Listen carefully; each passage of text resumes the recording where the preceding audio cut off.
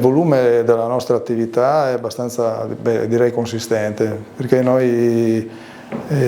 abbiamo circa 3.000 ricoveri annui, il numero di interventi chirurgici è dell'ordine di 2.800-2.850 circa, e con circa 30.000 prestazioni ambulatoriali all'anno, suddivise anche nel presidio che vengono condivise anche con il presidio di Vittorio Veneto, perché una parte dell'ortopedia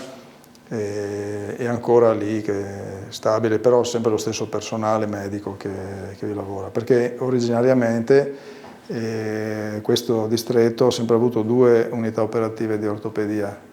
Peraltro ci tengo a dire che l'unità operativa di ortopedia è la più antica del Veneto, è stata la prima proprio nel Veneto, quella di Vittorio Veneto. Il reparto è cambiato perché le 2 unità operative, ancora da alcuni anni, cioè dal 2017, si sono fuse in un'unica unità operativa che ha operato fino al 2019 su entrambi i presidi in maniera, diciamo così, equa, per cui c'erano sale operatorie qui a Conegliano, a Vittorio Veneto, eccetera. Poi con il Covid sono cambiate un po' le dinamiche, anche perché per un paio d'anni c'è stata l'emergenza in cui Vittorio Veneto è diventato Covid hospital, di conseguenza abbiamo concentrato la maggior parte dell'attività qui a Conegliano, che ancora è rimasta per la maggioranza, per la gran parte viene svolta qui a Conegliano, però a Vittorio Veneto abbiamo 2 sale operatorie settimanali in cui facciamo interventi dei hospital ambulatoriali e un ambulatorio divisionale che funziona regolarmente tutti i giorni.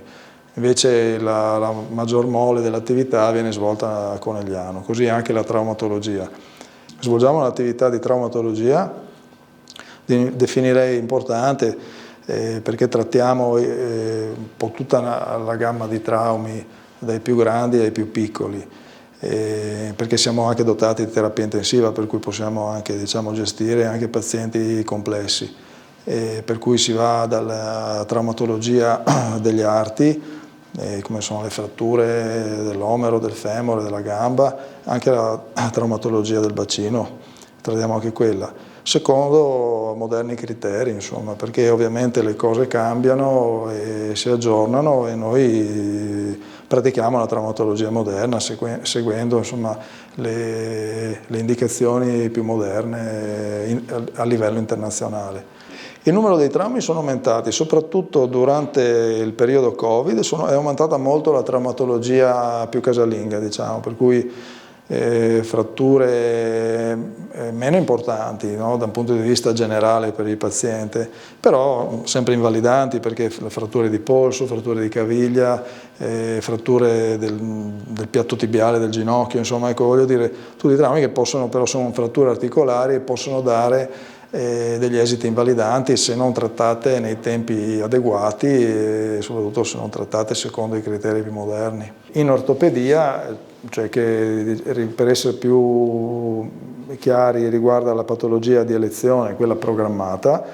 questo centro da sempre ha sempre avuto un'ottima tradizione riguardo alla chirurgia protesica di anca, di ginocchio, che poi abbiamo, diciamo, consolidato in questi anni, aumentando sia anche i numeri e allargando, diciamo, l'orizzonte anche ad altri segmenti come la spalla, il polso, il gomito e la caviglia. Ad esempio, per essere più espliciti, da circa 6 mesi utilizziamo la navigazione nella chirurgia protesica dell'anca, che fra un po' estenderemo anche alla chirurgia protesica del ginocchio, che consiste in una attività chirurgica computerizzata, cioè diciamo che il computer ci aiuta sia nello studio preoperatorio ma soprattutto poi nella pratica proprio chirurgica intraoperatoria, perché ci fornisce dei dati che noi possiamo così applicare per posizionare meglio con le componenti protesiche. Poi abbiamo anche un'ottima tradizione in chirurgia della mano che funziona, per esempio oggi c'è l'ambulatorio che è sempre molto attivo e così anche l'attività chirurgica, anche questa, praticamente un'attività chirurgica di elezione in chirurgia della mano, che va dal trattamento dell'artrosi, per cui anche protesica nella mano, come ricostruzioni secondarie, fatti insomma di questo tipo, oltre ai semplici interventi come può essere la sindrome del tunnel carpale, il ditascato, insomma, tenossinovite di De Quervain, insomma, però diciamo queste sono cose più semplici, però insomma diciamo che noi facciamo anche la protesica nella mano, che insomma è una cosa di nicchia e anche di qualità. Un'altra attività che ci tengo anche così a sottolineare, perché non è molto diffusa, adesso abbiamo aperto anche un ambulatorio proprio dedicato, prima è alcuni anni che la svolgiamo comunque, però adesso proprio abbiamo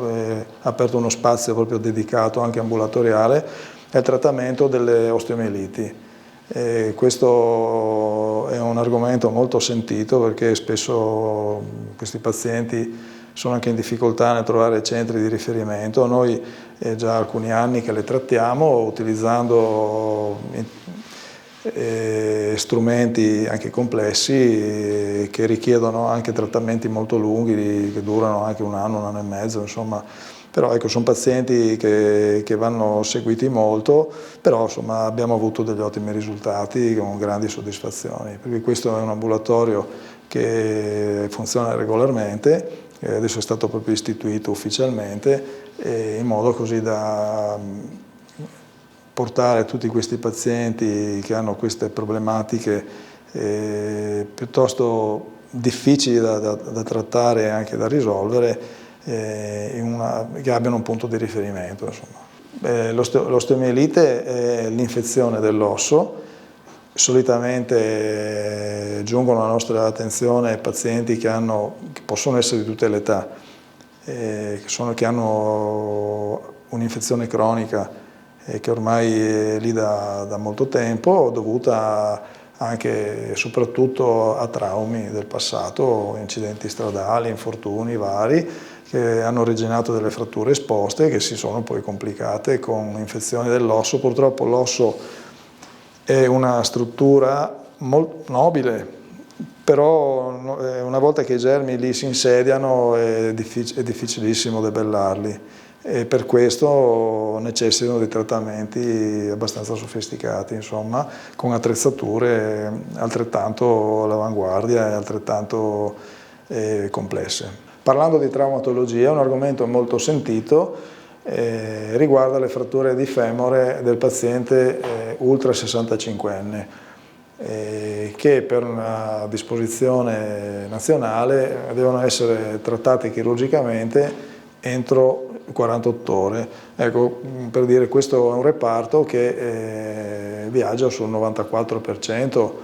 92-94% di pazienti operati entro 48 ore, il limite stabilito è l'80%, per cui insomma abbiamo ottenuto una performance notevole, cioè nel senso che riusciamo a operare questi pazienti in così breve tempo, che è l'ideale per questi pazienti, che neppure si accorgono di essersi fratturati, perché possono essere rimessi, diciamo, seduti e in piedi quasi subito e aumentano ovviamente le possibilità di sopravvivenza. È chiaro che uno sforzo di questo tipo non è che è merito dell'ortopedia, è merito di tutto l'ospedale ovviamente, perché il paziente arriva in pronto soccorso, viene divisitato, vengono fatte poi le radiografie, per cui la radiologia viene valutato dal cardiologo se necessario, dal geriatra,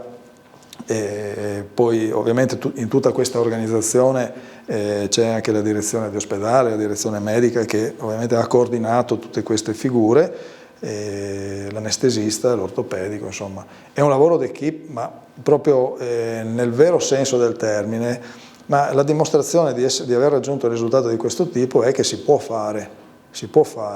ben coordinati e con la volontà di voler raggiungere il risultato. Per cui io credo che tutto ciò che desideriamo fare